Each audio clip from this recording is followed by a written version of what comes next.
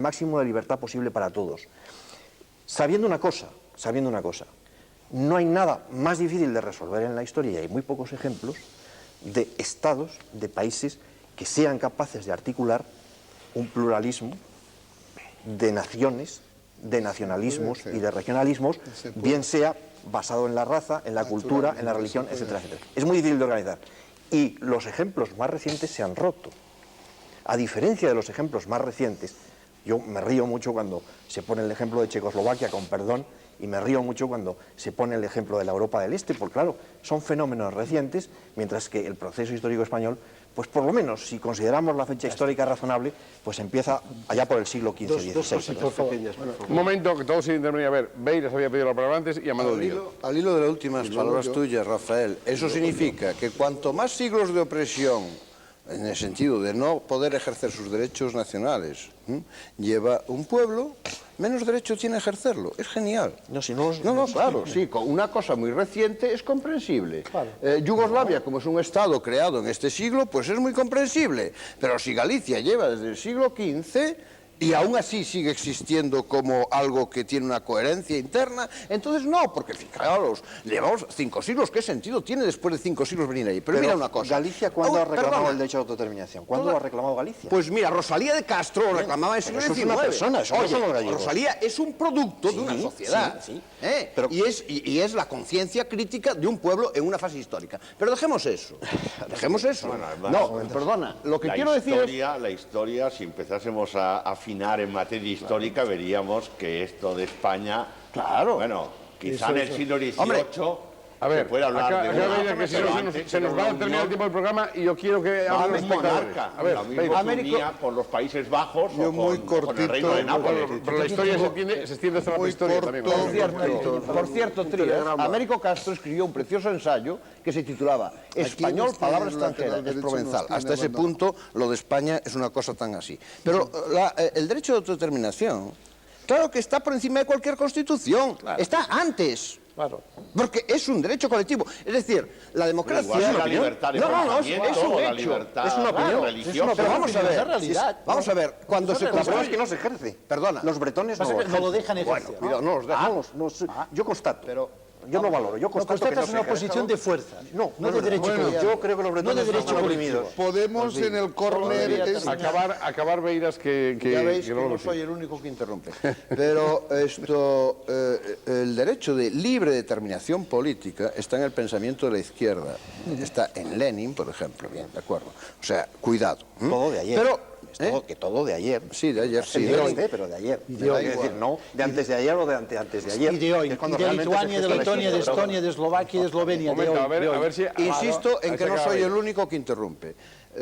Cuando las cosas llegan a los puntos claves, quién más, quién menos, naturalmente siente la necesidad de interrumpir.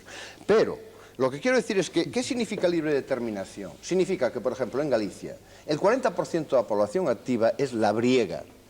Y resulta que le están decapitando el sector ganadero, que es básico para su existencia, sin que ellos puedan ejercer políticamente como colectivo, dentro de este pueblo, los derechos que podrían ejercer si tuviese un aparato de Estado propio. Significa que todo lo que es la fuerza de trabajo marinera que está en una flota pesquera industrial, que era la tercera del planeta o la cuarta del planeta, hace todavía 15 años, se encuentra con que entre el Estado español y la Comunidad Económica Europea se reparten las 200 millas de cada sitio como quieran, y ellos tienen que estar a expensas de lo que decidan en Bruselas o en Madrid para una cosa, y son intereses graves y vitales de miles de habitantes de un país.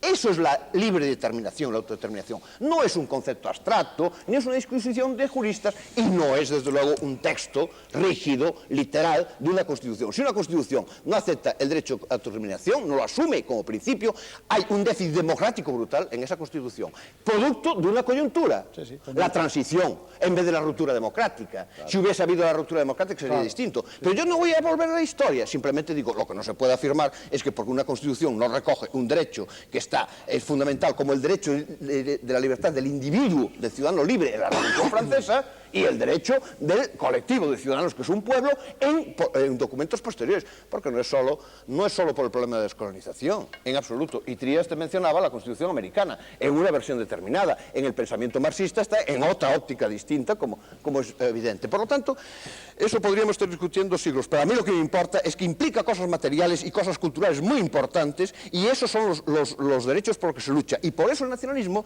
tiene siempre, cuando es un nacionalismo y no un chauvinismo, no se hace desde un Estado, sino que se hace para conseguir tu propia expresión política y tus propios instrumentos de autogobierno, propiamente dicho, tiene unos componentes libertarios clarísimos y no en absoluto tiene nada que ver con ninguna actitud imperialista. Pequeñas observaciones mesuradas.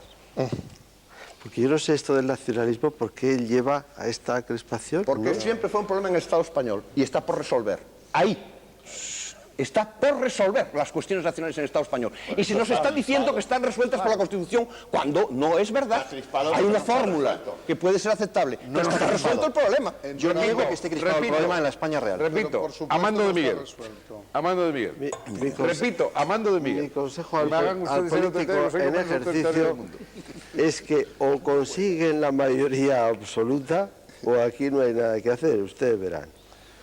Segunda cuestión, ya que ha sacado efectivamente lo del país checo y el país eslovaco. Aquí se está presentando como una especie de utopía paradisíaca y es una de las operaciones más lastimosas que se han podido dar. Los checos están encantados de haber dado la independencia a los eslovacos porque esto es una nación, efectivamente es una nación. Es una nación un poco compleja, porque tienen 1 millón de húngaros dentro, que a ver qué hacen con el 1 millón de húngaros ahora, que son como los valencianos, salvando las distancias, en la hipotética Cataluña independiente que ellos quieren. Hipotética y inexistente. Bueno, pero por eso digo que el modelo de un país eslovaco, con minorías sojuzgadas ahora por los eslovacos, una economía subvencionada por los checos, porque los verdaderamente avanzados son los checos. Los eslovacos tienen las ensidesas, es un país lleno de ensidesas, que no saben qué hacer con tanta ensidesa y tanta mina, que es una especie de... ¿Cuándo has estado en Eslovaquia? He estado últimamente... No hace falta ser César para entender a César. A ver, ¿cuándo has estado en Eslovaquia? Porque Que no he estado hace en Eslovaquia falta... hace poco. No, hombre... Que no está diseñando un panorama que no es verdad. No quiere decir nada. Yo he estado muchísimo en Checoslovaquia. No, yo digo ahora en Eslovaquia. Hace muy poco también, tengo muchos amigos allí. Y sé menos de Checoslovaquia, sé menos de Checoslovaquia que Kulov, eso no tiene nada que ver. Te pido después la palabra para otra cosa. Amando, por favor, Amando, a ver si consigo que termine Amando. No está A ver, nunca en venga, Eslovaquia, pero puedo que están opinar. ustedes pasándose a los Soy una espectadores. persona culta y puedo opinar Rusia sobre... está en Polonia, buena parte. Vamos a ver. ¿Qué pregunta? ¿Has estado allí? Tampoco estuve en la guerra de secesión y puedo hablar A ver, de la vamos guerra a de ver, secesión. Amando, venga. Que digo que eso no es un modelo de verdad, que habrá que buscar otros modelos, quizá el modelo de Irlanda, el modelo de Finlandia, otros modelos que efectivamente han sido exitosos en Europa.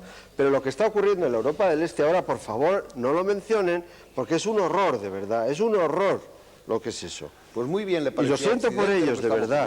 Muy bien le parecía No, a la mí clase me política gustaría, española lo que estaba ocurriendo. a mí me gustaría que allí, se planteara de otra forma, de una manera más civilizada, como se suele plantear en Europa occidental, que no en vano somos de Europa occidental. No miremos demasiado a la Europa oriental, que está muy por lejos. favor.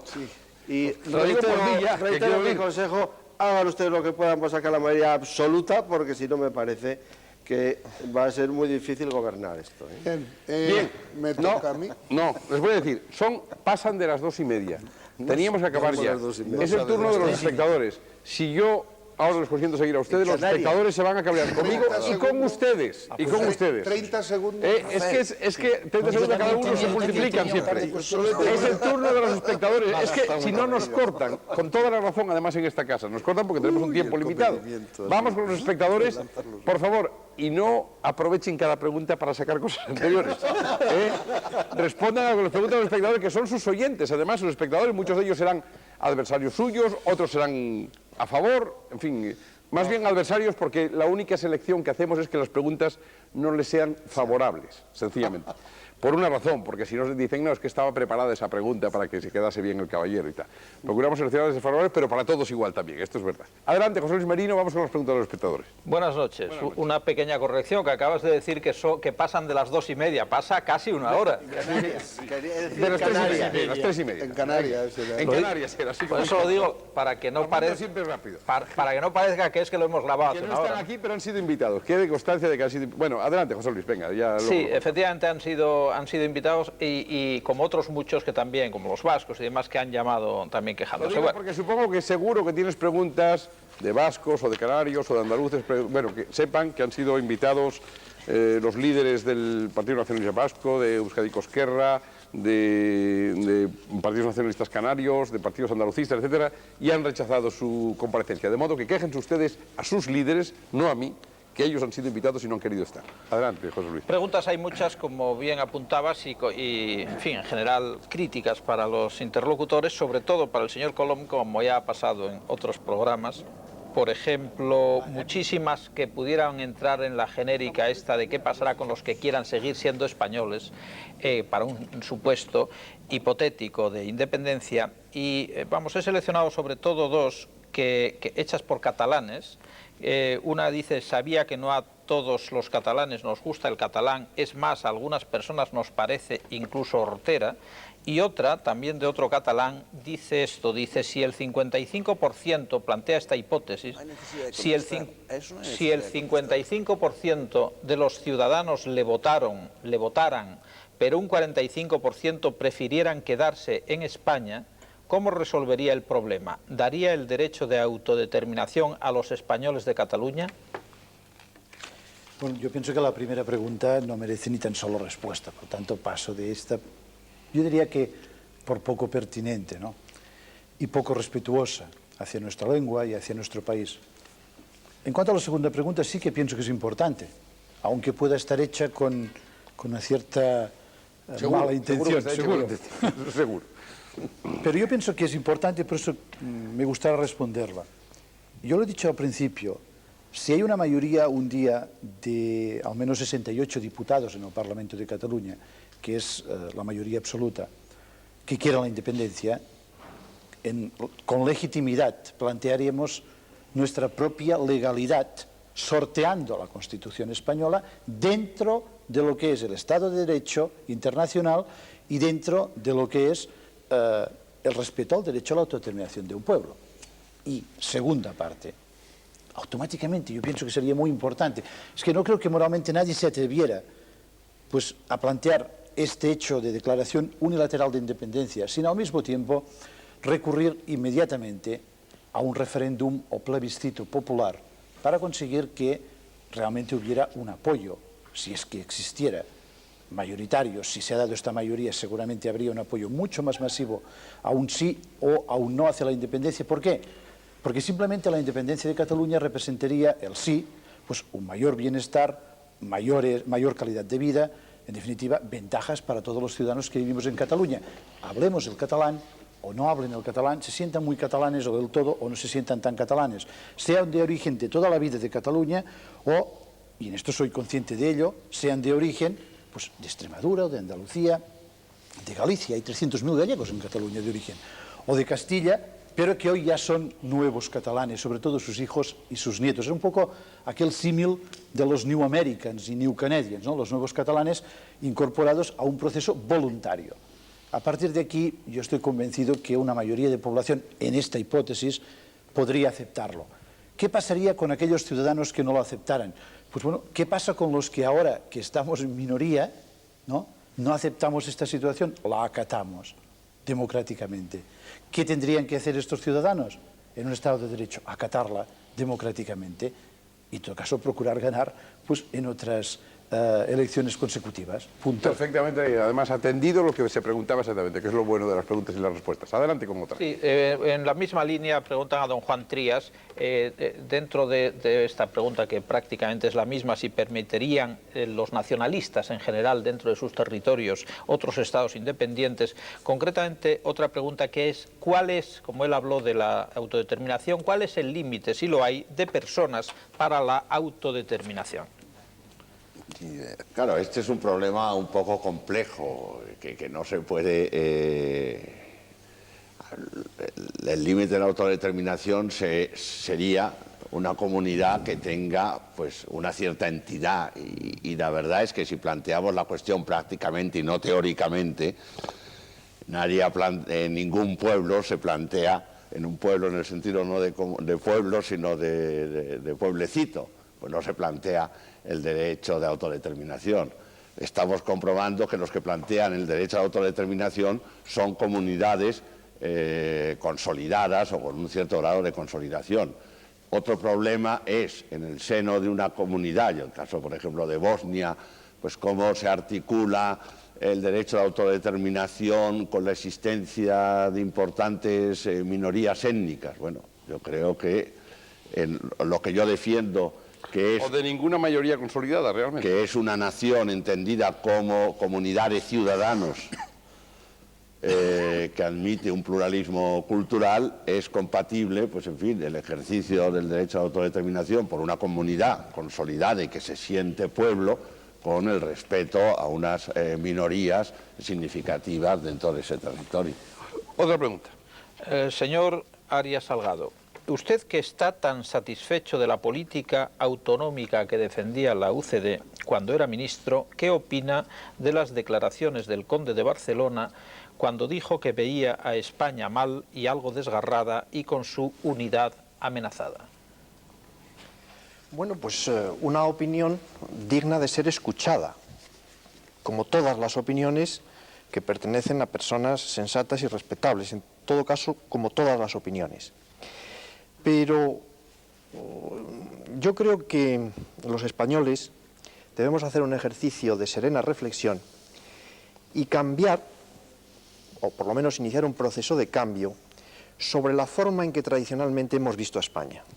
A nosotros nos han educado en una determinada manera de contemplar España, pero precisamente en esa España, pues por muchas razones no ha funcionado casi nunca la libertad y la democracia. Estamos en una fase histórica en la que por primera vez parece que se ha estabilizado un régimen democrático y de libertades y por tanto aflora y emerge la realidad de España tal y como es. La obligación del político es recoger esa realidad de España tal y como es y organizarla de la mejor manera posible. Pero los problemas reales no los podemos suprimir por decreto. España es un país que tiene una realidad plural y de lo que se trata es ver cómo organizamos la convivencia de esa realidad plural. Esa es la misión del político. A sabiendas de que hay problemas que no tienen solución inmediata ni a corto plazo. Son problemas, como decía Ortega, con los que se convive y al convivir con ellos, pues se trata de enfocarlos pacíficamente. Los teóricos de la democracia distinguen dos modelos de democracia. La modelo anglosajón, democracia mayoritaria, en que la mitad más uno de los votos decide todo y legitima todas las decisiones. Pero en algunos países europeos que tienen grietas o quiebras, por razones de religión, por razones de raza, por razones de orígenes culturales distintos, funciona un modelo que los politicólogos llaman democracia consociacional. Una democracia que determinadas cuestiones no las basa en el principio mayoritario, de la mitad más uno de los votos, sino que busca el acuerdo, porque son cuestiones, como la religión, que no se pueden decidir por mayoría. Pues nosotros históricamente en España tenemos un cierto problema de esa naturaleza, en la que aplicar mecánicamente el principio mayoritario puede dar unos resultados catastróficos. Por el contrario, el hacer un esfuerzo por todas las partes, buscando un cierto consenso de convivencia en un marco democrático que respete identidades básicas y que permita el ejercicio de libertades básicas, es el esfuerzo que nos permitirá hacer de España un país en el que se pueda vivir pacíficamente y en libertad. Yo creo que esa es la misión del político. Después hay gente que pueda ver con preocupación esta realidad, y eso es perfectamente respetable. Y al haber mucha gente con esa preocupación, los que nos dedicamos a la política deberemos intentar recoger esas opiniones y continuar construyendo todos los días un marco de convivencia estable que respete esa diversidad y que respete esa realidad, porque si queremos aplastar y borrar la realidad, necesitamos acudir a la coacción, y cuando se empieza a acudir a la coacción en la fuerza en términos reales, se terminó la convivencia, o por lo menos la convivencia en libertad. Otra pregunta. Para don Amando de Miguel, un espectador le pregunta una cosa que afirma, dice, ¿por qué todos los fascismos son nacionalistas? Y hay otra pregunta que dice que si se puede explicar la contradicción que supone que los partidos nacionalistas sean demócratas y también racistas. En efecto, alguien hablaba antes de que hay tal variedad de nacionalismos que en efecto cabe un nacionalismo españolista, como yo decía, caben nacionalismos racistas hasta el extremo, como los de África del Sur o los de Hitler o Mussolini, y caben nacionalismos independentistas como en el tercer mundo, que son claramente pues, de la extrema izquierda. Yo creo que lo del nacionalismo así en principio no unifica mucho, pero sí entiendo que un fascista pueda ser nacionalista en la medida en que ambos ponen por delante el criterio de los intereses del sitio donde viven o donde han nacido, que me parece muy legítimo, pero lo que pasa es que ese no es el único criterio para medir la vida y los problemas. Hay que contar con él, desde luego, y a uno le tira siempre el sitio donde ha nacido, o el sitio donde vive, o la patria, que es el lugar de los padres, claro que le tira, pero anteponer eso por encima de cualquier otra consideración puede llevar, pues eso, a guerras imperialistas o a expansionismos fascistas, o puede llevar a sufrimiento. Yo siempre, se ha aludido poco a sufrimiento aquí, pero yo creo que es la palabra clave para el entendimiento de estos problemas, que se solucione con el mínimo sufrimiento posible, porque si se crea más sufrimiento no hemos hecho nada. Bastante violencia y bastante sufrimiento hay en el mundo como para que para que demos dosis todavía más fuertes. Yo creo que la vida española ha sido convulsa, la historia española ha sido convulsa y ojalá no lo sea más. Por lo menos ahora estamos hablando tranquilamente y me parece que la generación nuestra y la que viene detrás todavía más puede hablar de todas estas cosas sin enervarse demasiado. Quizá todavía nuestra generación, o por lo menos en la mía, la gente se enerva un poco, pero ya en las siguientes generaciones se habla con más calma y con más tranquilidad, con más sosiego, con más seny, ¿no? Sosiego, diríamos en español. Pues eso es lo que se necesita, que todas estas, no sé, disquisiciones y que sean verbales, que sean de opinión, que se respeten las opiniones y que no asomen imperialismos, imposiciones, violencias, sufrimiento, en fin, que nadie tenga que ser expulsado, que nadie tenga que ser preterido por el uso de su lengua, que nadie tenga que sufrir por ser parte de una cultura. Y yo creo que los españoles hemos avanzado mucho, francamente, en los últimos 20 años, pero aún nos falta un poco más. Yo todavía no me imagino a don Ángel de presidente de la República de Cataluña.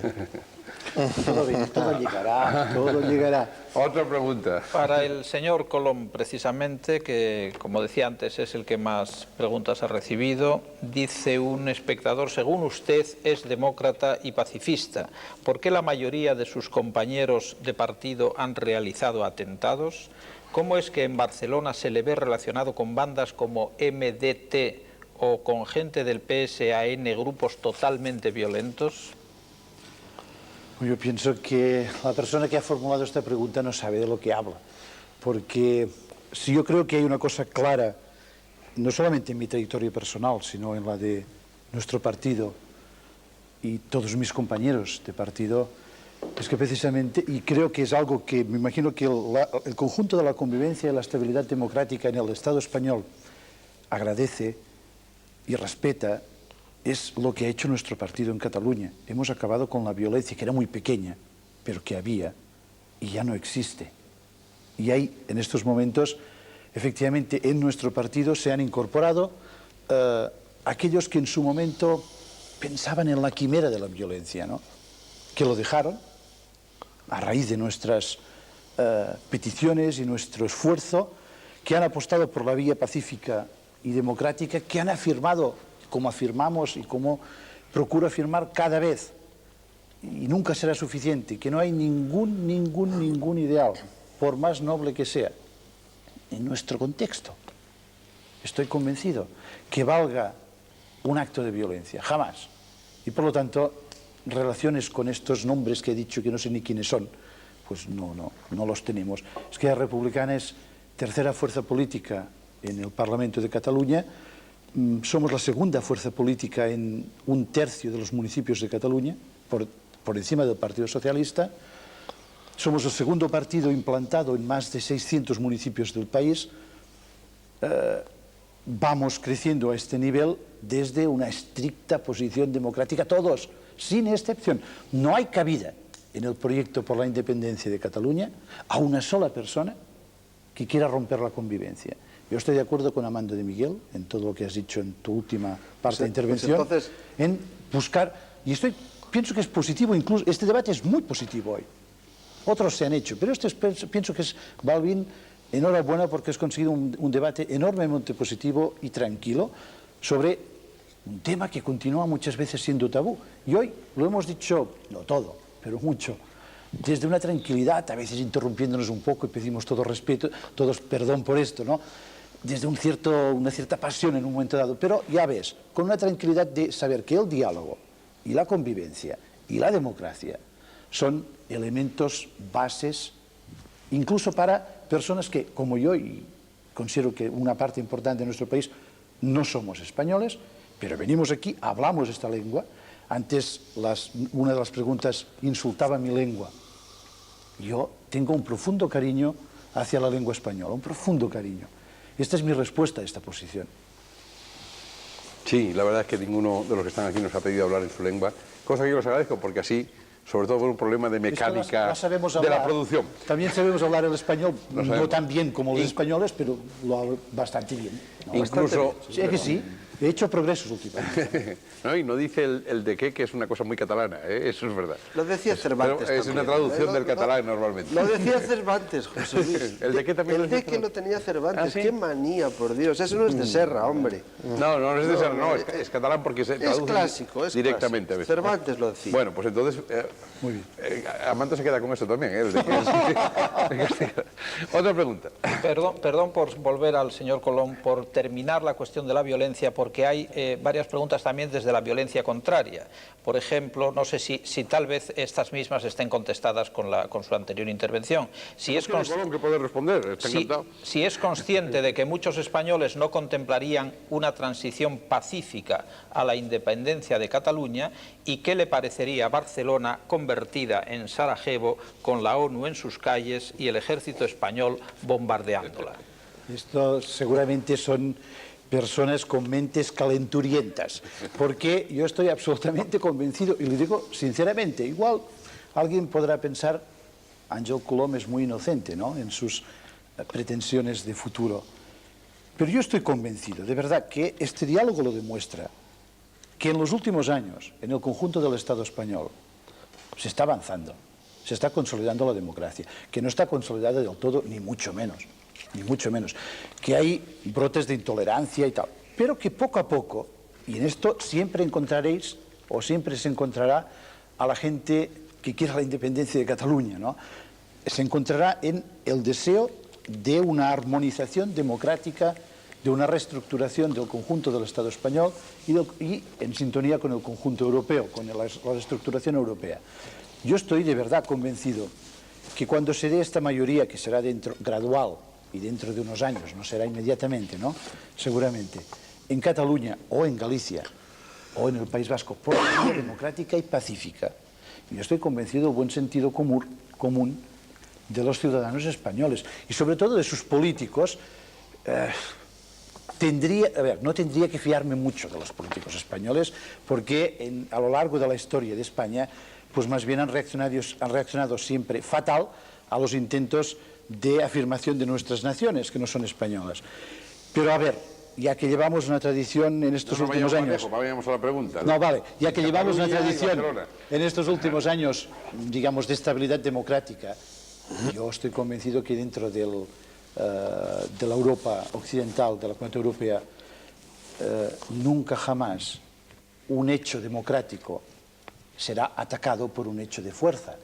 Cuando el hecho democrático de la independencia de Cataluña se dé, ni la Comunidad Europea ni nadie en la comunidad internacional, y espero que los demócratas españoles tampoco, van a apoyar un acto violento o antidemocrático hacia nuestra posición estrictamente democrática. O sea que son mentes calenturientas los que pueden pensar estas estupideces, ¿no? Otra pregunta, José Luis. Para el señor González Lizondo, aunque ya han tratado esta cuestión de las relaciones o de la posible unión de países catalanes y la Comunidad de Valencia, etcétera, hay una pregunta genérica, dice, en caso de conseguir la independencia de Valencia, si sería para formar parte de la nación catalana, que creo que ya la han respondido a lo largo del debate.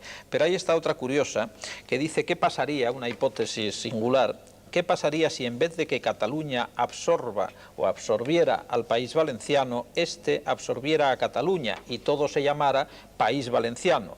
¿Lo aceptarían los catalanes nacionalistas?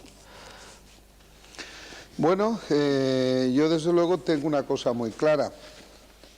Jamás, por lo menos la gente que pertenecemos a Unión Valenciana y que además estamos creando una nación equilibrada, que queremos trabajar, que queremos que se nos respete, que estamos aportando un 12% a todo lo que recibe el Estado, cosecha el Estado por impuestos, y que solamente se nos revierte un 4%, por ejemplo, de todo lo que se invierte en materia de infraestructuras. Que ahí hay una Comunidad Económica Europea que nos ha machacado en una entrada en la que hemos pagado una factura importantísima. Ahí hay una industria, ahí hay toda una serie de características especiales que poco a poco se nos van eliminando. Y con todo y con esto, lo que he afirmado ya antes, que no somos partidarios de una independencia por parte de la nación valenciana. Creemos en un federalismo integrado dentro del Estado español y, por supuesto, además de que no existen, además de que es un chiste, pero completo, el poder hablar de países catalanes, eso es un chiste, eso no existe. Igual que antes se me ha acusado y se me ha dicho que digo barbaridades, pues creo que no puede haber barbaridad más barbaridad que llegar a creerse una mentira.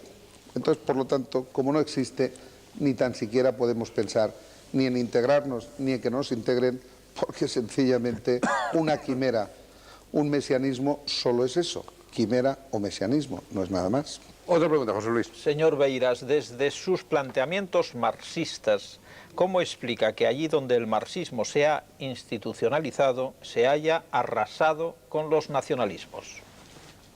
Bueno, un planteamiento marxista no es más que una posición intelectual para el conocimiento de la realidad, para su análisis y para guiar metodológicamente una acción sobre esa realidad. Y una cosa es eso y otra es regímenes políticos concretos, y esto es de Catón, no debería ser necesario tener que explicarlo en una sesión como esta. Pero en todo caso, lo que sí está claro es que la primera vez que en lo que hoy se llama CEI, que parece un centro de estudios empresariales... ¿Institucionales? Sí, institucionales. O idiotas. Después del zarismo, del imperio zarista, de la autocracia y la teocracia zarista, la primera vez que aquello acabó y que se rompió, se constituyó una federación de repúblicas socialistas soviéticas que además esa constitución reconocía, es así, el derecho de autodeterminación. Y digo esto yo, que nunca he estado en ningún partido comunista, nunca he militado en el comunismo, pero que soy marxista porque soy una persona inteligente. Y porque soy una persona inteligente con una absorción del pensamiento de izquierda. Y el pensamiento de izquierda, desde hace un siglo y medio casi, es medularmente pensamiento marxista, y cualquier otra cosa son epifenómenos. Esto permite analizar mejor la realidad y da lugar, por ejemplo, a que una formación política que no es toda ella marxista, como es el Bloque Nacionalista Galego, que además ni siquiera es un partido, que es un frente muy especial, un conglomerado relativamente especial, pero que está funcionando, pues que de todas maneras tiene dirigentes como yo, tiene fuerzas políticas dentro que son marxistas, como la Unión do Pobo Galego, pues que sea la fuerza política que en Galicia, la única que ha logrado, en el campo de un planteamiento nacionalista, pues subir como la espuma, como está subiendo ahora, tener la capacidad de penetración social que tiene, lograr que hubiese potenciar políticamente que hubiese en Galicia un sindicalismo obrero nacionalista que no existe comparativamente en ninguna de las otras naciones del Estado, ni siquiera en Euskadi, y no digamos en Cataluña, lo sabe muy bien Ángel Coulomb, y no es en demérito de los catalanes, pero que es un hecho de que el nacionalismo de izquierda en Galicia tiene una base social, porque es la que padece más la carencia de aquello que reivindica el nacionalismo.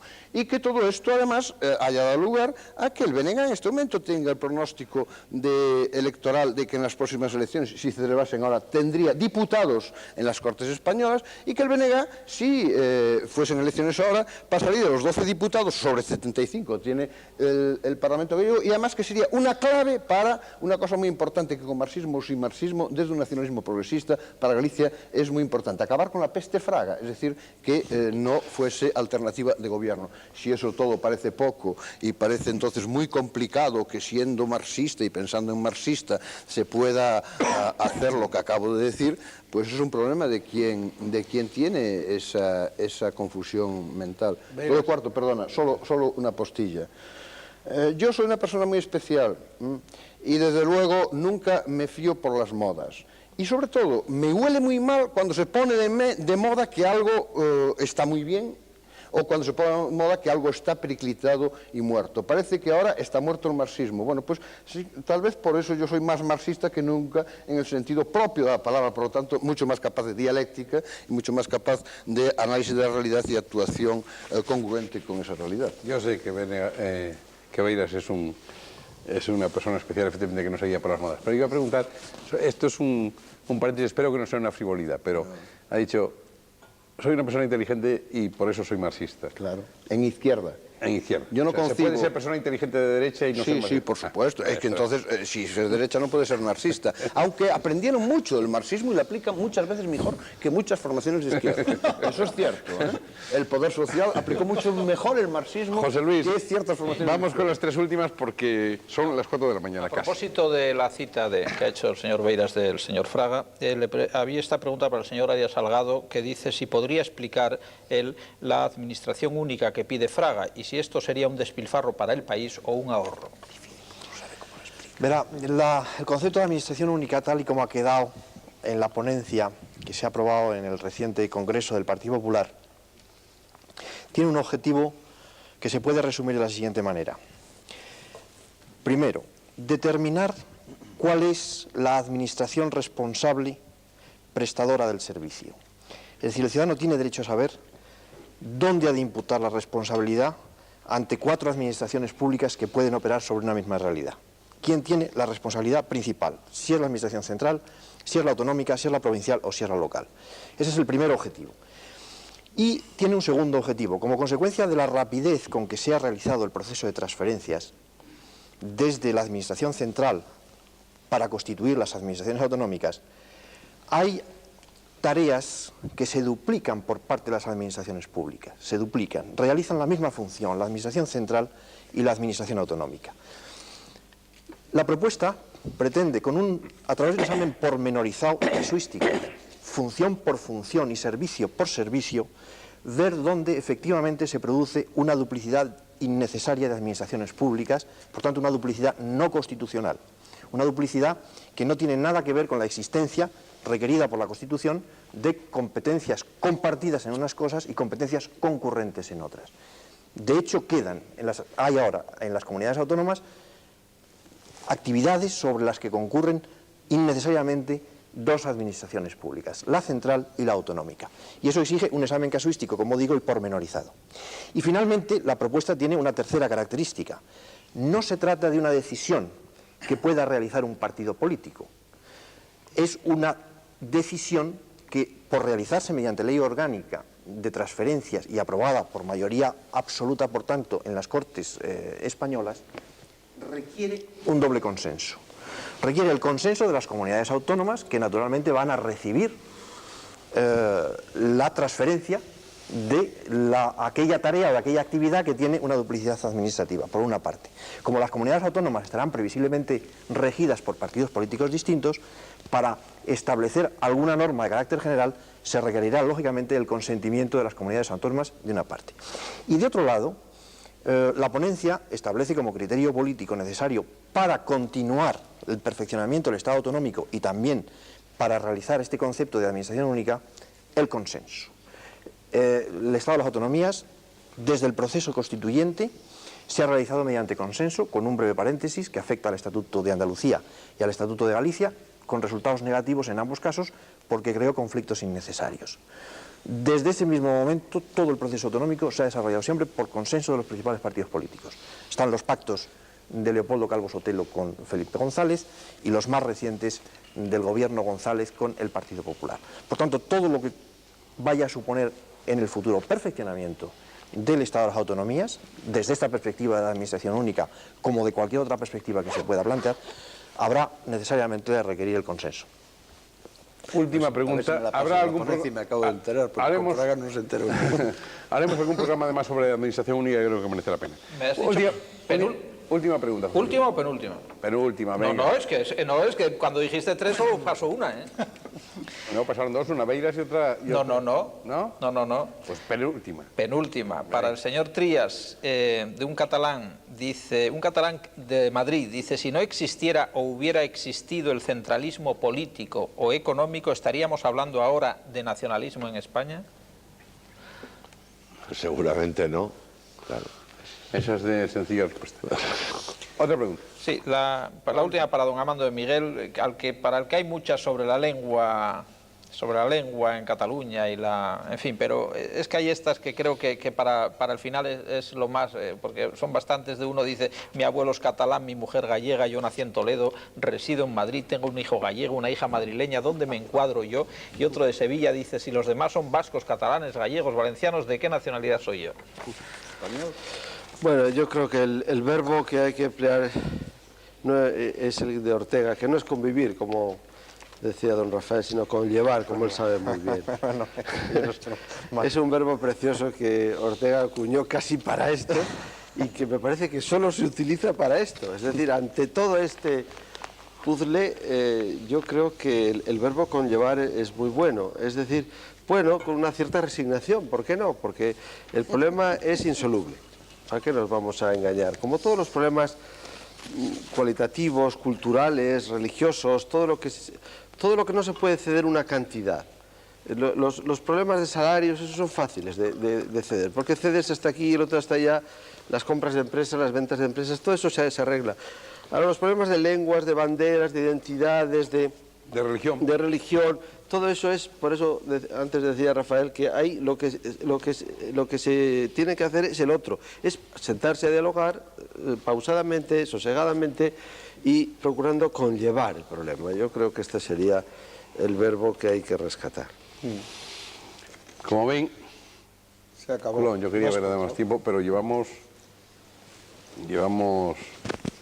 3 horas de debate y podría ser interminable, yo lo sé, pero como hay más, de hecho, Colón ha estado aquí Ya 3 veces. 3 veces esta con, es la con, tercera vez. sí, con esta.